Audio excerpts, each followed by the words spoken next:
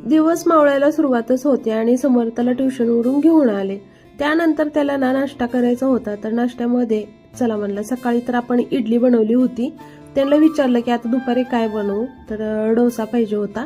लाडूला डोसा आवडतो, समर्थला इडली आवडती आणि दोघांचंही केलं ना मग दोघंही एकमेकाचं खातात. आणि मला तर काय जे सगळंच चालतं, त्याचं काही एवढं नसतं. आहुनला पण इडली नाही आवडत, डोसा आवडतो. तर सगळ्यांची फरमाईश वेगळ्या वेगळ्या, पण एकाच पिठापासून सगळं काही बनतं, त्यामुळे मला खरंच सोपं जातं आणि बनवलं ना मग खाऊन घेतात. तर छान असं मस्त मी इथं डोसा बनवत आहे, क्रिस्पी क्रिस्पी. आणि बटाट्याची भाजी आमच्यात कोणाला आवडत नाही, काय करायचं, डोस्यात मला आवडते, मग त्यांच्यासाठी मी नाही बनवलं. सांबार चटणी किंवा शेंगा चटणी, दही चटणी असं खातात. म्हणजे काही जरी नवं जुनं केलं तर त्यांना सोबत असं भाजी चपाती टाईपच खायचं असतं. आणि बघा ना किती सुंदर असा मस्त डोसा मी दोन्ही बाजूने भाजते बरं का, कारण चांगला क्रिस्पी क्रिस्पी करायला.